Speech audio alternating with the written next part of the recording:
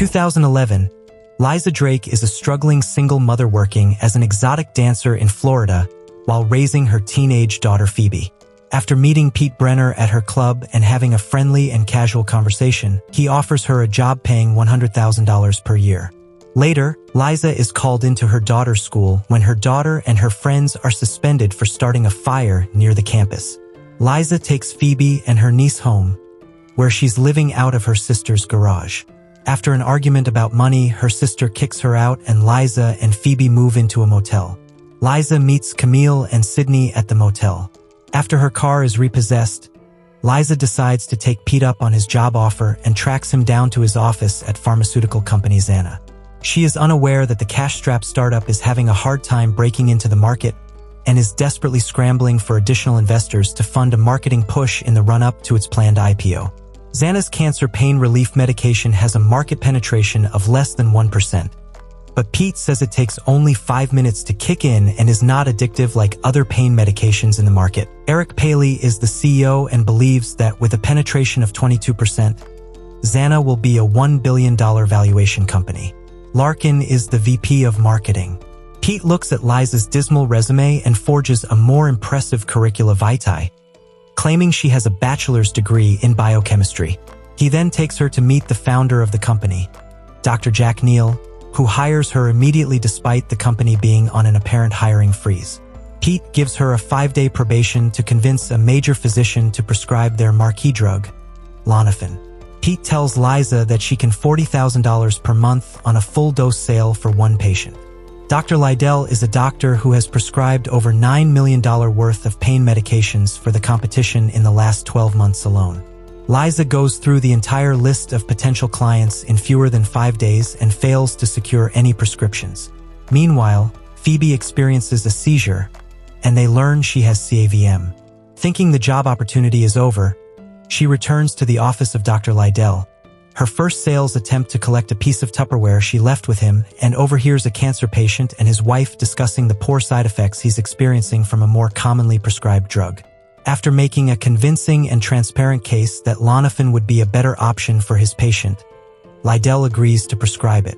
Liza also invites him to help launch their speaker program wherein he can share his testimony about the drug's efficacy as a physician. But speaker programs require the company to pick up the expenses for the doctor to fly around to exotic locations, and Xana did not have the money. Larkin refuses to fund it, so Liza convinces Pete to fund it out of pocket and in exchange take the 10-point commission on Liddell sales directly, without going through the company. The event initially fails as the whole thing was severely underfunded and nobody showed up. And Liddell nearly ends his relationship with Xana despite his patient praising the drug. But Liza is able to salvage the situation and turn it into a proper speaker program. When Pete offers Liddell financial incentives for $1,500 per week to prescribe Klonopin, Liddell officially signs on. A few days later, Pete shows Liza that Liddell has been prescribing Klonopin as often as he can. He switches 40 patients in 3 days. Liza makes $600,000 in the first year. After her success with Liddell, a flood of new recruits arrives hoping to join Xana as sales reps. Liza signs her mother Jackie on as a sales rep as well. The reps that Liza and Pete hired were poor, hungry, and desperate. None of them came from the pharma background. After sending the team out into the field, Xana rises to take 86% of the market share in the Southeast. Larkin tries to expose Liza as a fraud for her resume that Pete doctored. This backfires and angers Neal, who promotes Liza to National Sales Director and Pete to COO, the latter of whom immediately fires Larkin. Xana launches the IPO and gives a 400% gain in 3 days. As Xana continues to rake in profits, they move into a larger headquarters and Neal's eccentricities begin to manifest more clearly. During an executive meeting, CEO Eric Paley makes suspicious comments, provoking Pete to aggressively frisk him where he finds his smartphone is recording the meeting. Paley claims he's just recording it as an insurance policy in case the company runs into legal trouble. Paley is fired but cashes in on his company shares and earns millions. Liza has $6 million in stock options but cannot sell the stock as they have 6 months still to vest. Neal grows angry and impatient when sales begin to flatten out and pressures Liza and the sales team to push the drug off label, marketing it for all types of pain Not just cancer, but the drug and only approved for use against cancer pain. He also instructs Liza to fire her mother Jackie after he slept with her following a speaker program, whom Liza hired as a representative with the initial group. Liza approaches Liddell with her new marching orders and is disappointed when he readily agrees to prescribe Lonafin off-label. Meanwhile, Phoebe experiences another seizure during a school rehearsal, and the doctor tells her about the arterial mass in Phoebe's brain has grown, and she needs to have the surgery to have it removed. Liza attempts to offer her stock options in Xana as collateral for a loan that will pay for Phoebe's surgery, but the bank denies her because of the volatility in the pharmaceutical industry. After Liddell is arrested in a DEA sting operation, Liza believes Xana is finished as a company, and in desperation approaches Neil for financial help paying for the surgery. Neil instead exhorts her to use the crisis of Phoebe's situation as fire for inspiration, like he did when his wife was dying from cancer, and he came up with Lonafin. After her friend Camille's husband Sidney dies from an overdose on Lonafin and Camille coldly rejects Liza's condolences, Liza decides to testify to the U.S. Attorney's Office that's investigating Xana. She admits that she helped build Xana's speaker program and worked to bring their bribery program into compliance. When asked who else signed off on those programs, she confirms the names given to her: Eric Paley, Pete Brenner, and Jack Neal. She's told testimony won't be enough, and they ask for greater proof linking Neil to the criminal activity, which Liza explains is nearly impossible because Neil has insulated himself from the daily operations.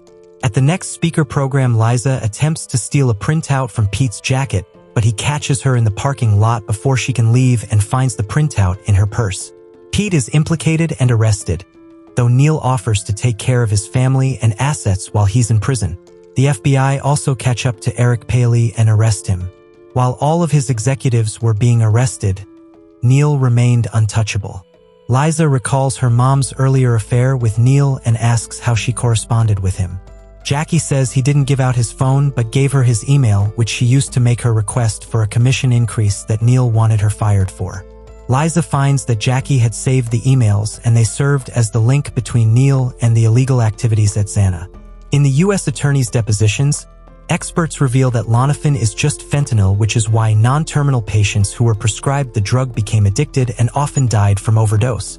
Liddell, 40 months, Paley, 16 months, Brenner, 36 months, and Neil, 66 months, all received fines and prison sentences. After a heartfelt apology given in court, and the U.S. Attorney's recommendation that Liza not serve a prison sentence in order not to discourage future whistleblowers, the judge still sentences Liza to 16 months in prison, stating that her greed cost lives. 15 months later, Liza has been released early and has partnered with her mother and some of the original sales representatives from Xana to form the cosmetics company that she and Jackie had envisioned when Liza was still living in her sister's garage. Liza considers that she almost never thinks about her former career with Xana, except when she can't sleep. She'll dream about running Xana as the CEO and saving it from the corruption that became its downfall, but she quickly abandons those thoughts because they scare her. Thank you for watching. Do not forget to subscribe to the channel because it is very important for development. Let's get 1,000 subscribers. Have a good day, everyone.